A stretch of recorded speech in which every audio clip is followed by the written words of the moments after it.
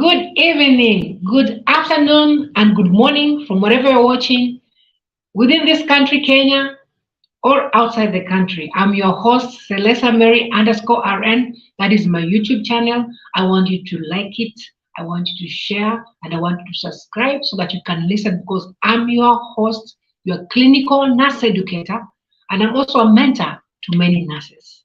So, welcome to today's channel. We are beginning another new series, a new series on something new, something that will educate you, you who is at home, or you who, wherever you are, that you will be enlightened, that you will know more and you know what to do. So, I want you to sit back and listen to what I'm about to educate you on and tell you about. Karibu sana.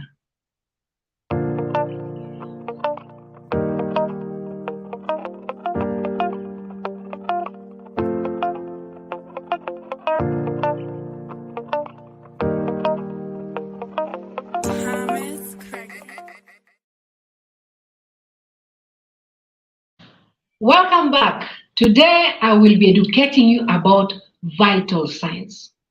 What are these vital signs? Have you ever heard of vital signs or important indicators? There are about 5 major ones, and we have others. Whenever you go to a hospital, you find the nurse triaging you. You have different terminology used by different nurses. You find yourself being asked to come this side, see the nurse. They take your blood pressure, they take your temperature. These are some of them. And today you're going to learn more about these vital signs because they are vital. Why are vital signs important? Because they tell us whether you are normal, you are abnormal, or you are alive or dead. Because for sure, they can tell us whether you are alive or you are dead. Vital signs. They are so key. And these are observed physical signs that a nurse would look just at your chest and see how your chest is rising and falling and can tell. They can use a gadget like for the blood pressure machine, thermometer. They can use the thermogun on your head. Since COVID, we have thermogun. We no longer put them on under the armpit as we used to be. So vital signs is what you're going to learn today. What are they? What are these vital signs? Why are they so vital? Why are they so important? What do they help the health practitioner? Why is it that you cannot just walk inside the doctor's room and start talking about your condition? Why vital signs? Because they are vital, and you need to know, my viewer, because education will make you maintain your health much better. So, what are some of these vital signs? I'm going to mention 5 key vital signs that you're going to learn today. Number 1 vital sign, temperature. I know you'll be wondering, why do they have to take my temperature every time I go to the hospital? Why do we take temperatures? What are they indicator of? What do they tell us about you and your health? Very important. Another thing we do is we take blood pressure. You have a machine that is a cuff that is kept on your hand that tightens up, and then in the end it gives a score, and then there is a hash, a bottom and a downward score. We will be learning on what they mean and what they can tell us about your health. Another sign that you say is pulse. We will be showing you what are some of the places that you need to check, because these vital signs can help you in the house to know what to do, and if they are not normal or abnormal, what action you need to take. Another vital sign is SpO2, that is the oxygen saturation levels. And I tell you, after COVID happened in 2019, we have more and more SpO2, oxygen saturation levels, being measured to see are your lungs operating well? Is oxygen able to get in very well to your body or not? What other vital signs have we not taken? We have another vital sign. It is pain. You find more often than not nowadays, it's the 5th vital sign. In hospitals, the nurse will keep on asking you, are you in pain of any way? How can you rate the pain? Is it too much painful? Or if you rate it from 0 to 10, what would it be? All those things we'll be learning in this episode, in this month of July, about our vital signs. So I want you to stay tuned as we continue to learn about what vital signs are they, what gadgets are used to take them, and why is it so important to have our vital signs taken when you go to a health facility. Stay tuned as we learn about.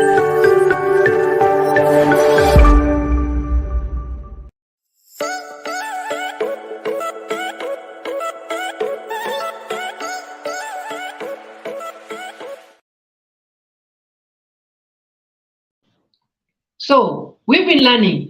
In this episode, I'll be mentioning the 5 key. I said temperature, pulse, blood pressure, oxygen saturations, and what less?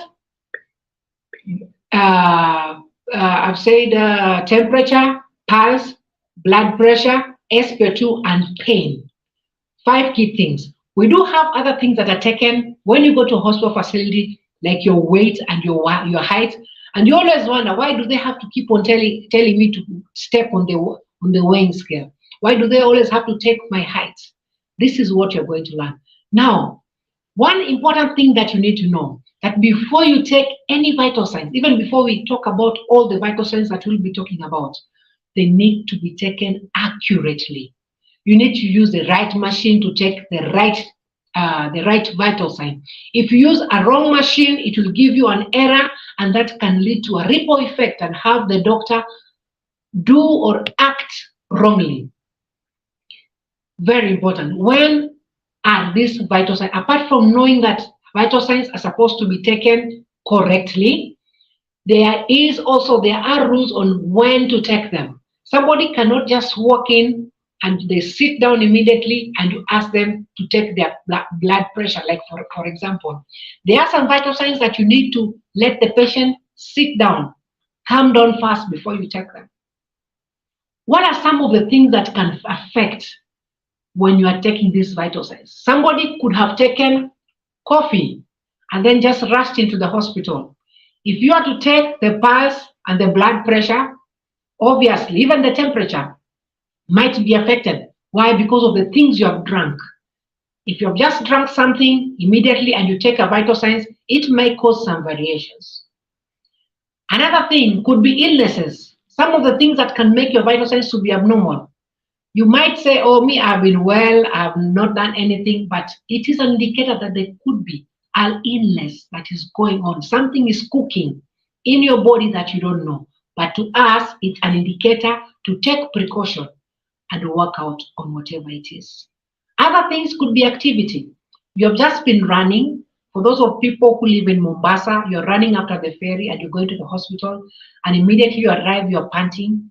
If your blood pressure is taken, your pulse rate is taken, there might be variations. Why? Because of activity. So apart from having there being an illness, you might not be ill. You might just be involved in a physical activity that can cause your vital signs to be abnormal. Because today we are going to learn what are some of the effects or some of the results of vital signs. They could be normal, abnormal, or so deranged you cannot be able to pick them. That is when somebody has passed away or is no longer alive. So one of the things also, apart from exercise, it could be age. Did you know that not everybody who walks in the hospital and has a pulse of 50, and then you tell them, because your pulse is 50, then you are at the verge of dying? No, age matters. Small children with a pulse of 50, I would start resuscitation immediately. But an athlete like Kipchoge Keino, who comes in and their pulse is 50, I will not rush and do anything. I'll just sit and chat with them and ask them about how their run was. Why? Because some people, because of age differences, because of activity, their pulse rate is different. So you have to know, as a nurse practitioner or somebody who is nursing somebody in the house, you have to know the normal range, the abnormal range, and the not so normal, so that you need to take appropriate action. We always say you can cause an alarm for nothing. Somebody has just been taking a salt, doing some exercise wherever they were. And all of a sudden things change and you check their pulse and you say this person has got high pulse rate, and you call a code. That should not happen. So you have to have in mind, use the correct machine, have the correct rates at the back of your mind. What are the normals? What are the abnormals? What could also cause this high blood pressure? Could it be age?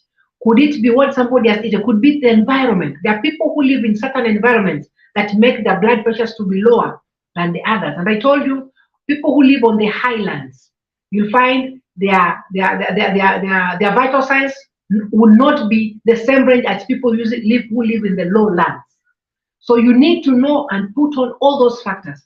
Some people who are on medication, what kind of medication? That is why in the hospital, when you get into hospital, you find yourself being asked so many questions and you're wondering, why is this nurse bothering me with questions? Actually, people, there's a meme or there is a phrase that will say, you keep on asking me, maswali ya sipitali. Why? Because these questions can assist you to know whether these vital signs that I'm seeing, these values that I'm seeing, are they normal or are they abnormal? Could there be other issues? Are there drugs you're taking? If you are taking high blood pressure drugs, and maybe you took 2 hours ago and you came to the hospital, if I take your blood pressure, it will be low. If you have been fasting the whole day, then you come to the hospital. There are some vital signs, if I will check, it will show they are very low. So what happens? Will I rush and now call the doctor immediately and yet you have been fasting? So all this history, it's so important. I never feel so tired in giving or sharing critical information because all this information is very, very important to everybody. Another thing that could also affect is your emotional status. You've just had very bad news. Somebody, a relative has been knocked over by a car. Somebody has been involved in another accident. And at that time, you take my pulse, it will be very high. Why? Because I have lost a relative. Why? Because I've just been sent out of my work. I've been, God forbid, I've been told you're no longer eligible. We cannot work with you in this hospital. Those are some of the factors. Emotions. You have just fought with your spouse, with your girlfriend, or you are quarreling with a child who has spilled maybe or lost some money that was the only cash you had. And if you take your blood pressure, for sure it will be high. It will not be high because you're sick, but it will be high because there are emotional issues that are involved during that time. That is why it is always good to be calm, number one, when you're taking the vital signs. I normally say, if possible, sit down with all your legs flat on the ground. Not legs crossed, but all of them flat and relaxed. That is the best position to take vital signs. In a case whereby somebody is in the hospital or admitted, you don't take vital signs while they are seated. If they are sleeping, you can take it while they are asleep. And also position matters. Different positions also can affect the normal ranges. So all these factors need to be considered. So when do we take vital signs? You might be asking. Yes, it is true we take vital signs when you come to the hospital, outpatient clinic. Some people, when they're just going for normal end of year review to check your weight, that is also an opportunity. In the ward, when you're admitted, nurses have a tendency of checking your vital signs periodically. If you're from theater, we have rules that if you're from theater, your vital signs have to be taken every 15 minutes for the first. For 15 minutes while you are immediately from theater, and when you're in the ward, every 30 minutes for the first 2 hours, your vital signs should be taken. Why? Because you have been through a major operation or a minor operation, or you have gotten through those drugs, and those drugs can alter your normal system. So you need to be monitored closely as the drug wears off in your system. Another opportunity that we check vital signs also, apart from somebody who is from theater, somebody who is in the ward. We have cases of people, even before they go for a procedure, there are procedures, even if there are procedures before you do them, you now take somebody's vital signs, like procedure for blood transfusion. Before you transfuse blood to a patient, you need to know how are their vital signs. These important signs, how are they before they received this? They went through this procedure. Were they normal? So that if anything happens when the procedure is going on, you can easily tell that no, this person was normal when they went into this procedure. Before they did a lumbar puncture, they were okay. But as the lumbar puncture went on, the blood pressure shot up and there was an accident, cerebrovascular accident. They went to a stroke. Very, very important to know. Before you give medication, nurses, before they give any medication, they also take vital signs. So you find a nurse, before you give you pressure drugs, there's some drugs that are for the heart. You need to check the pulse rate of the patient before, give the drug, and then after 30 minutes or 1 hour, you have to check again. Very, very important. When do we do this? Another very important thing that you need to know, my dear, that whenever you're going to a hospital, always ask.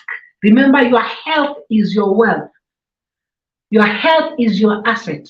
When the nurse has taken all those vital signs that we are going to go through one by one, when he has taken the temperature, the pulse, the oxygen saturation rate, the blood pressure, the pain scores, you need to ask them, how am I doing? Because those are physical indicators to tell us before we even take any blood sample from you, before you give us history of what happens, we already know basically in a general overview how we are doing. Vital signs. Very, very key. So I want you to stay tuned, subscribe and like, and let's continue to learn about these important signs that can help us to know whether we are normal or abnormal, or can indicate to the doctor whether somebody is dying or they are still alive. There is still some life in them that we need to take the next step and resuscitate them. Please, Celesta Mary _RN is my YouTube channel. Subscribe and like.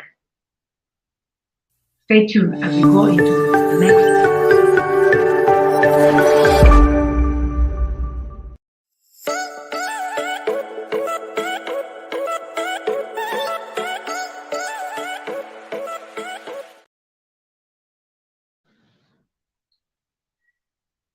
Welcome back. We are going to be talking about temperature. Right now, the weather in the whole of Kenya is a bit different. It's a bit cold. You can see me with a cool neck. People are keeping themselves more warm right now. But I want us to learn, what is this? Why is temperature so important when you come to the hospital setup? Now, we use a gadget when taking temperature. As much as long ago we would take the back of our hand and put it on your forehead and see whether somebody is warm or not warm. That is one of the things we used to use. However, we've had indicators or gadgets that you can use can easily tell you whether your temperature is high, whether it is low, or whether it is within the normal range. And I've told you, with temperatures, you have to know what is the age bracket.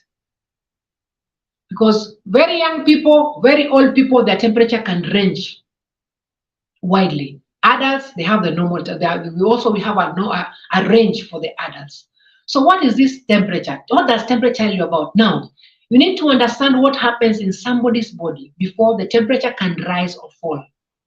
When somebody is going into shock, or rather, when somebody's body system are shattering down, their temperature goes low in most of the cases. It can also happen that the temperature can go very high, especially during time of sepsis. So there's something we call low temperature, we call them hypothermia. High temperature, we call them hyperthermia. So somebody will come to your unit, or you have a thermometer in the house and you take it, and there are very many gadgets. As I said, we have 3 gadgets that we normally use for checking temperature. We have the armpit, the thermometer that you put under the armpit. Why? The armpit has been found to be a good place because it is close. It can easily tell us how your body is doing. We don't take temperature on the outside the skin. The only time we use outside the skin is when we're using the thermogun. And this one is very common during COVID period. You use a thermogun on your forehead. Sometimes we take it here on the neck, and it can easily peak because the way the machine has been made, or the way the gadget has been, it can easily pick the temperature of the skin. We also have another gadget. We have a thermometer that is now rarely being used because we have digital thermometer that is being used, and we have got the thermogun, and then we have got the annual or mercury thermometer that we used to use it for small children. In the anus, we put the thermometer and you can easily check whether the child has a fever or not. But that one is no longer being used. The most common one for infection control purposes is the thermogun, and the one that you put the digital thermometer under the armpit. The two have become the most common. So if you go to the hospital and something is being shot on your head like a gun, that is a thermogun. It can easily tell you what temperature of your body is. Now, before we go into the logistics of what is normal and what is abnormal, I told you, you can have very low temperature and it's abnormal. And you can have very high temperature and also is abnormal. There are very many different conditions that can make somebody's temperature to be very high or to be very low. And I say when your temperature is very low, either there is an infection, sepsis that is going on, or you're going into shock. So you find your extremities are very cold. If you have come from a very cold place, like this weather, you are in a motorbike, and as you're coming with a motorbike, you had a fever in the house, you had chills, you're shaking, maybe and the armpit temperature was 38, but because you've come with a motorbike, and as you arrive in the nursing station, the nurse takes a thermogun and puts it on your forehead, and it says your temperature is normal.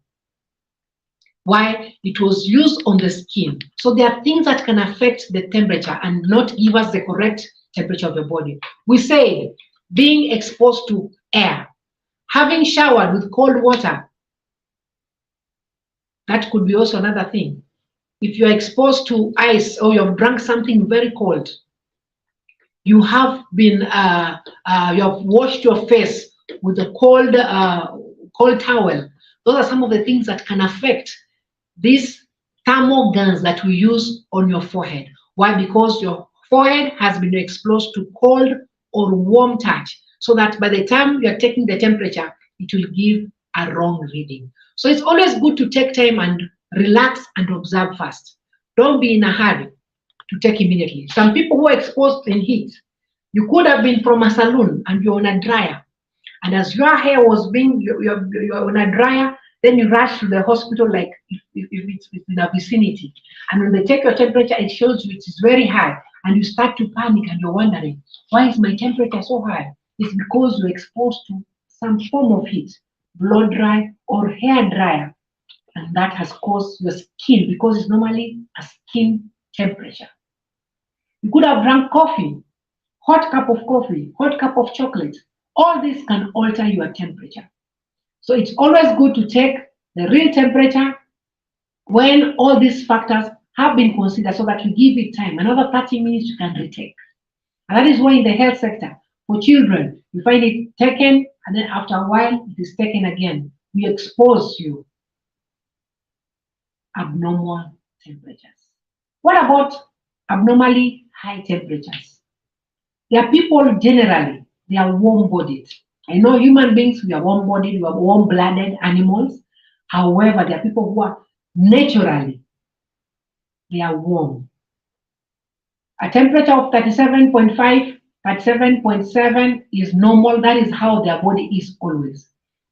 Could be having thyroid issues, because thyroid helps in regulation of temperature. So you'll find them generally, they just want to touch always.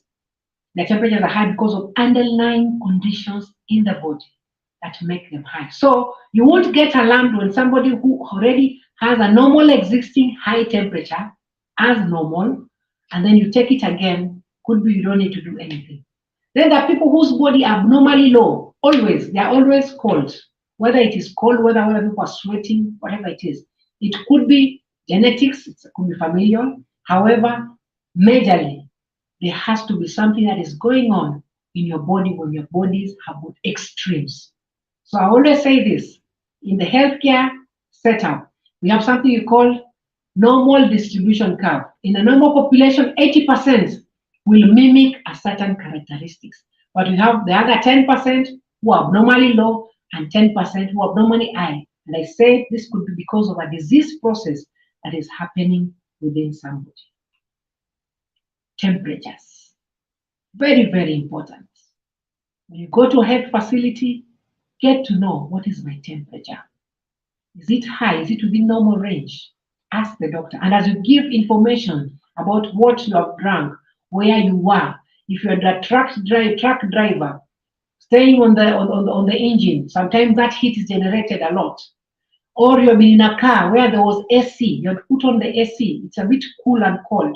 When you go and take thermal temperature, of course, it will show it is cold, whereas it could be something that is going on. So temperatures are very key to our lives. What do you need to do? Stay tuned as we listen to what you need to do when your temperature goes either extremely high or extremely low, and the health practitioner will be able to assist you. Subscribe channel and like Celesta Mary _RN. Please share your question. Let me know whether you have been edified by whatever you listen to, whether whatever I'm speaking right now is helping you and is adding on to your life and to your knowledge. Stay tuned.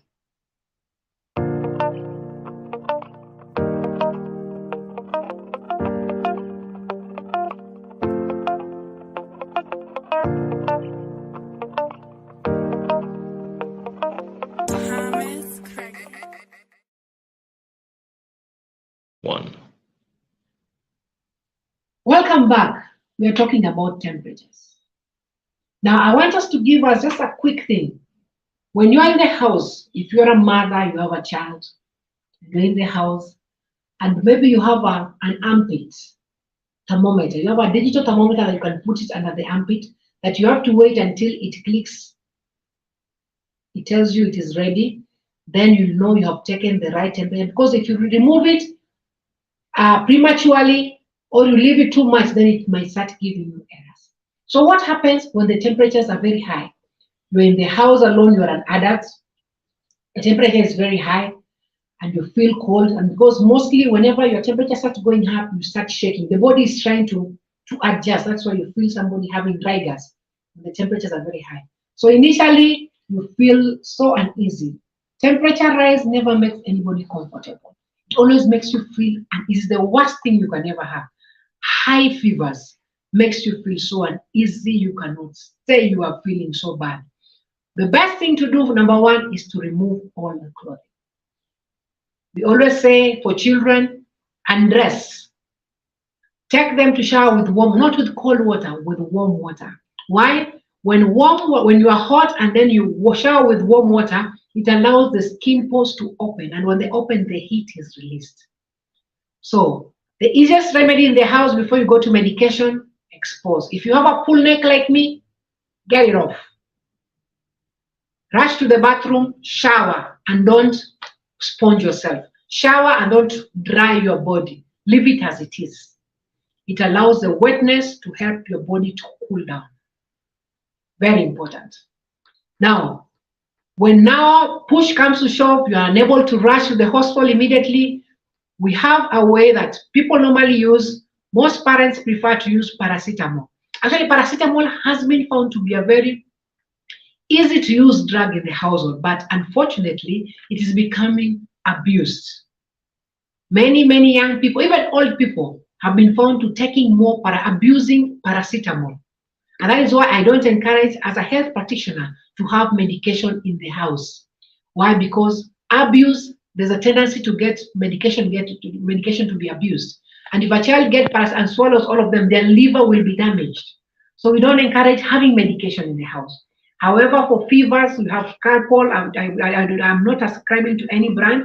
However, paracetamol have been found to be effective, and it should not be given regularly. Sometimes, in the midst of panicking, you find a mother giving, after 15 minutes, giving another one. After 15 minutes, that is wrong. Medication should be given at intervals. So, if you have exposed the patient, you have removed the clothing, you have washed the patient, rush them to the hospital. If you have paracetamol, give it once, and now take the patient to the hospital. Why? Because fevers can cause a lot of damage if not taken care of. Very high fevers has been known to cause convulsion, especially among children. You have get very high fevers, they convulse, and sometimes in the midst of convulsion, if you don't know how to handle a convulsing child, they can easily aspirate, and that can lead to mucus or vomiters getting into the lungs, and the lungs shut down, and then more detrimental measures occur. Some people who never know whether they're allergic to any drug. That is why we don't encourage drug, just taking of drug anyhow, because Sometimes you may give somebody a drug that they're allergic to, or a drug that is interacting with already a drug that is existing in their body. Temperatures. The best remedy, once you have used the local, if you don't have a bathroom, maybe you are in a train, you just take wet cloth, start tepid sponging areas, the forehead, the neck, the armpits. It also helps cool off the patient. High temperatures. What about low temperatures? Low temperatures, somebody needs to be kept warm. They need to be given warm fluids. Cover them with blankets, put socks, put on cap. Very, very important to keep yourself warm so that your temperatures don't go so low. Because when they also go so low, your body is unable to pick up. Your body is at a state of shutdown. We don't want the basal metabolic rate to be lower too much, but we want you to be able to barely function so that other things can happen and function properly within your bodies. Vital signs, very vital. We've talked about temperature. Temperature is very key. We've talked about the gadgets that are used, digital thermometer, thermal gun, or the one you put on the forehead. We've talked about what are some of the effects when you have very high temperatures. High temperatures can tell you and something is going on in your body. There's an inflammation process. There's infection in your body, and you need to act fast by removing the many clothes you've worn and rushing and showering with warm water, not cold water. And if you're very cold, cover yourself with blankets, socks, put a headgear, because your health is your priority.